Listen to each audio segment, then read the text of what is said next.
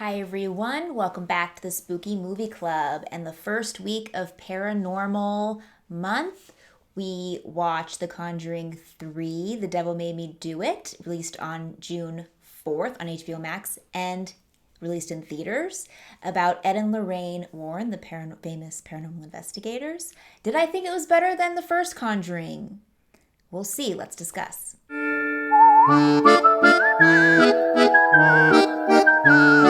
Okay, so before we get into my three things, like always, we have to read the description of the film. Obviously, it's newly released, so I don't have a Blu-ray or DVD or anything to read from the back of, but we will read the description off of Google. And just disclaimer, disclaimer, disclaimer. Spoilers, spoilers, spoilers, spoilers. If you haven't seen the movie and you plan on watching it and you want to be surprised, click off, I guess, or skip ahead to see what next spooky movies is, so nothing is spoiled for you. Or if you haven't seen it and you want to be spoiled, keep watching. I'm not here to kink shame. You do you, whatever you want to do. We're going to read the description off of Google. This is the third movie in the series, of the Conjuring series. I don't know if it's meant to be a trilogy. I don't know if this is the end. I'm not quite sure. But let's read the description. Paranormal investigators Ed and Lorraine Warren take on one of the most sensational cases of their careers after a cop stumbles upon a dazed and bloodied young man walking down the road.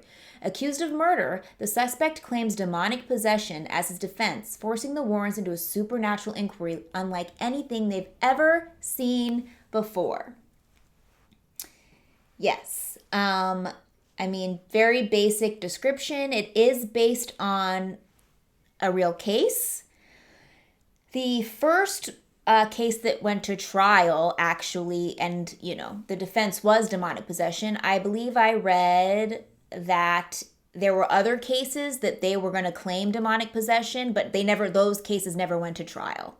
So this is about a true story of the first case that ever went to trial, claiming demonic possession for a murder. I guess that's all you really need to know about it. It's very basic. And yeah, I think that's honestly it. Anything more and you would kind of give away anything else. But there's really nothing to give away, and that's the problem. I've only seen the first Conjuring. I haven't seen the second. A lot of people like the second.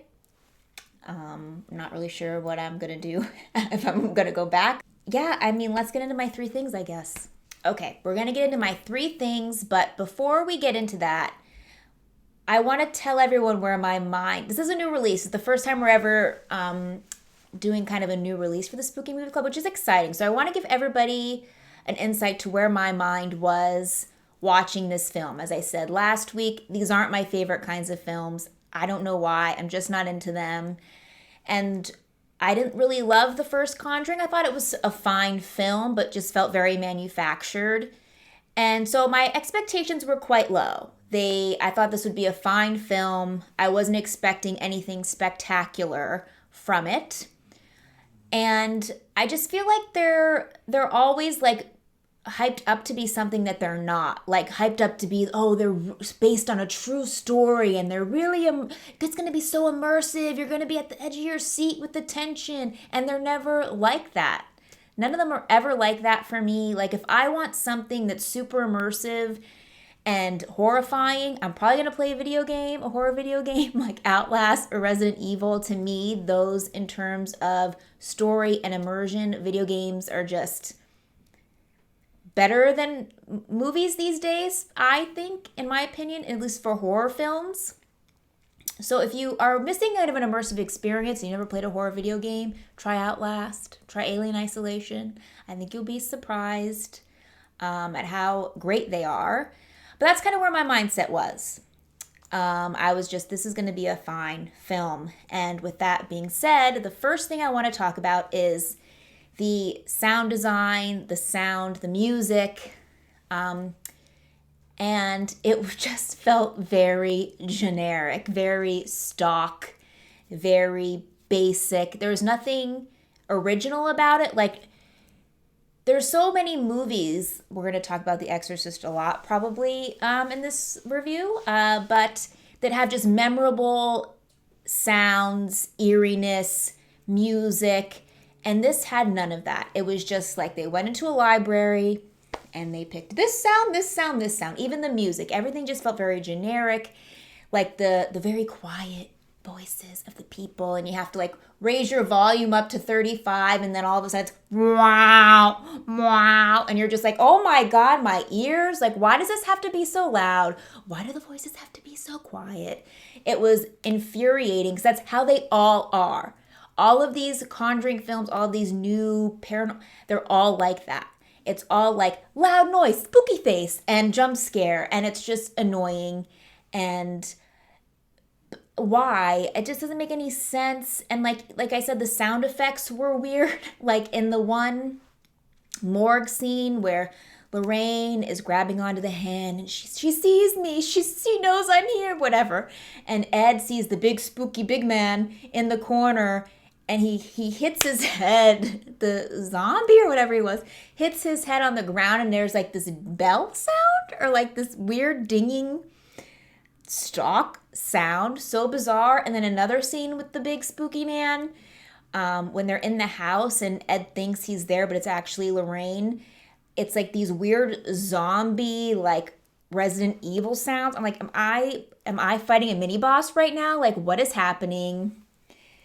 Just very bizarre sound choices, sound design choices, and even the music. Like the first, I don't know, half hour, 20 minutes of the movie, it's like songs from 1979 or whatever blaring so loudly, intermixed and intercut, and like the stylized. Or like, is this how the whole movie's gonna be?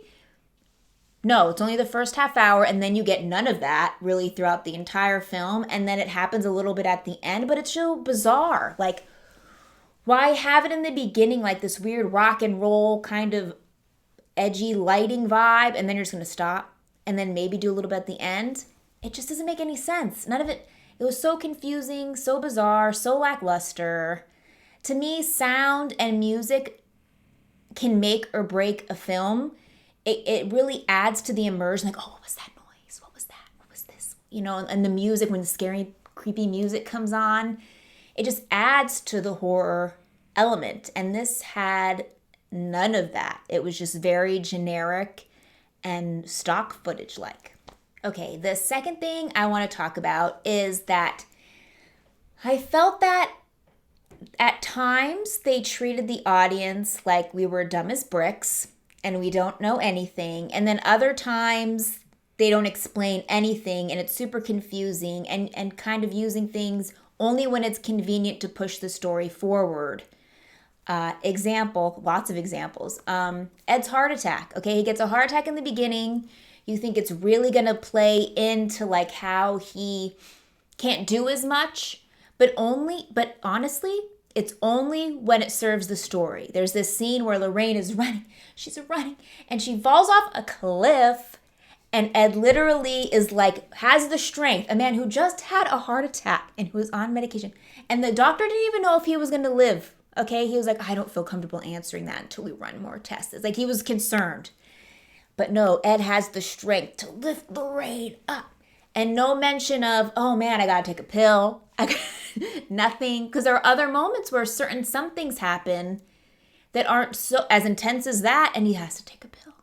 Okay? There's a scene in the tunnels where he's really like, he's swinging this hammer around, and like,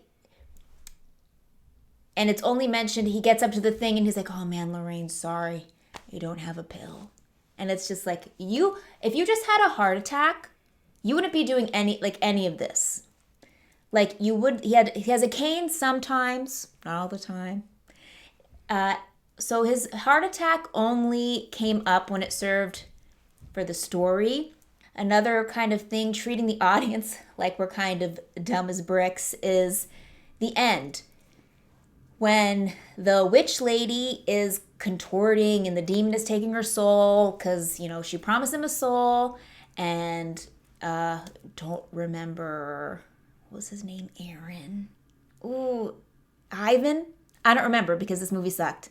Anyway, don't remember the main kid's name, but obviously he survives, so they take the witch's soul, and they already mentioned that. They already mentioned that she promised him a soul. They already mentioned that throughout the film, except at the end, when they're staring at this woman being contorted, Ed is literally like not looking at the camera, looking at her, but almost at the camera, like looking at the audience, like, you promised him a soul.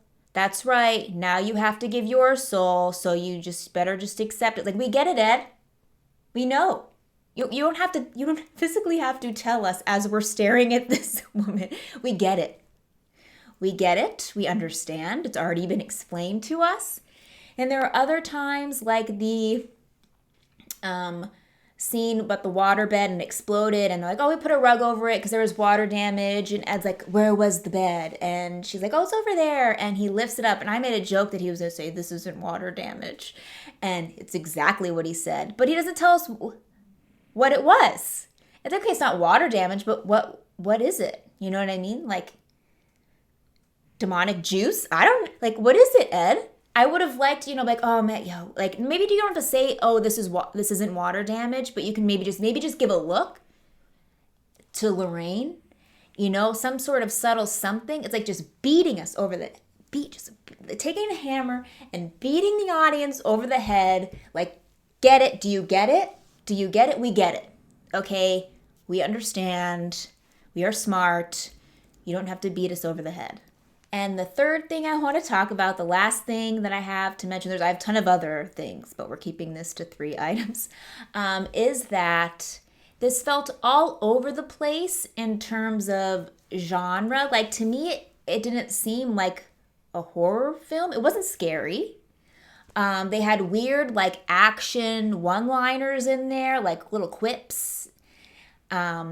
It also was, I guess, supposed to be a love story, like The Notebook meets The Exorcist, unsure.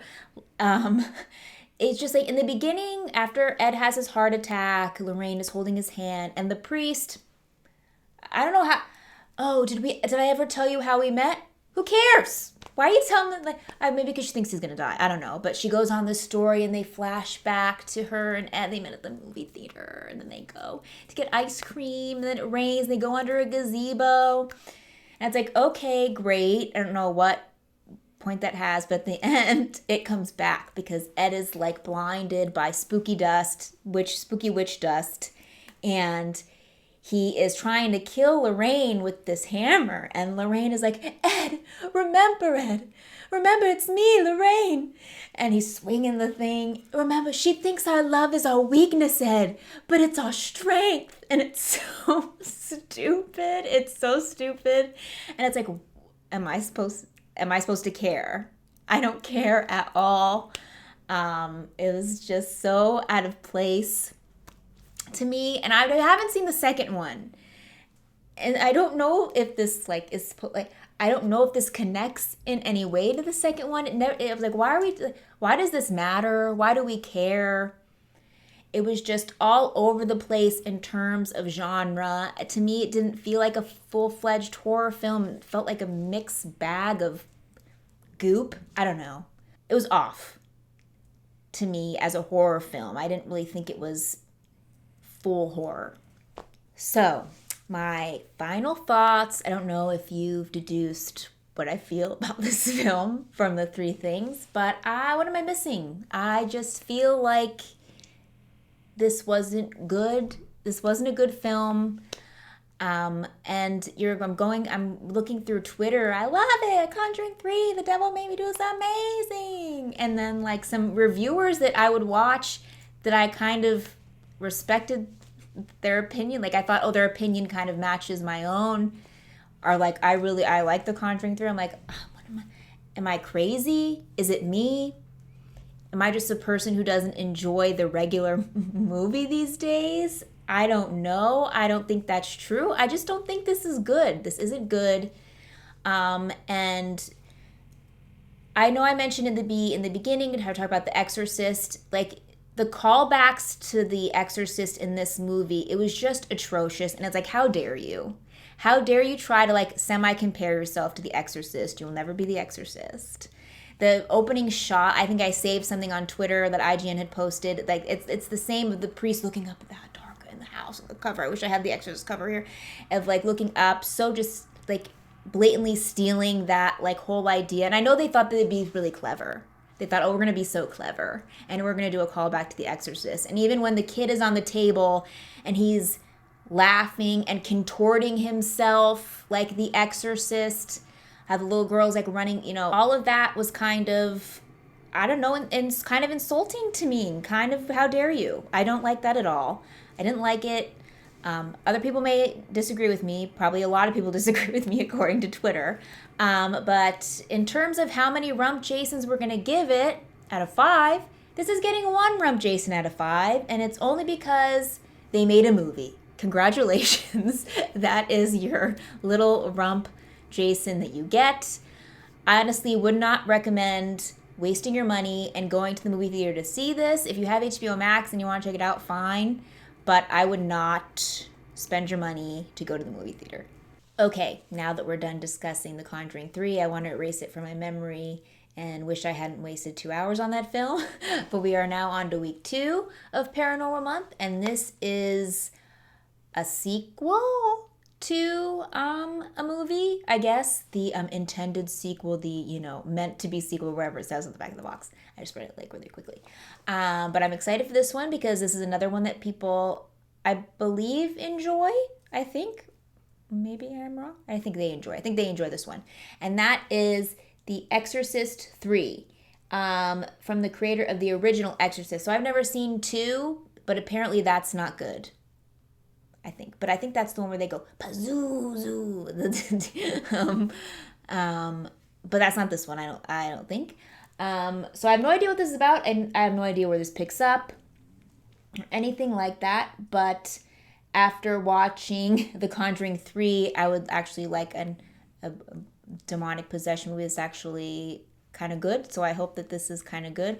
Also, if you are looking for a demonic possession movie that is actually kind of good, that's not The Exorcist or anything like that, I would recommend Fire Walk with Me by David Lynch. We'll just say it's a possession movie, because it has the same kind of idea. It's spooky and scary as all hell. It is terrifying. It will spook you to your core. It will give you nightmares, in my opinion. So if you're looking for something that will really just spin your head, go crazy, that's disturbing and scary, I recommend that. And maybe we'll watch it. Who knows? I don't know if it's paranormal. Anyway, let me think about it. But this week, we're going to watch The Exorcist 3, and I'm excited to actually watch something that's not a piece of crap. All right, that wraps it up for this week's Spooky Movie Club. I hope you guys enjoyed. I hope you enjoyed watching The Conjuring 3 since it was a new release. I mean, if you liked it, you liked it. If you didn't, you didn't. I guess that's just the world we live in these days. But let me know what you thought about it below. If you agree with me, or if you're like, Jessica, you're crazy. You gotta tell me. I hope you're excited for The Exorcist 3. We will do the viewing party on regular time, Wednesday, 6:30 p.m. Pacific Standard Time on Discord. And we will do the discussion on Saturday, 5:30 p.m. Pacific Standard Time on Twitch. I'm going to leave those links below if you want to hang out with us and discuss and watch. If not, no worries, because I'll be back here on Sunday with the review. Bye.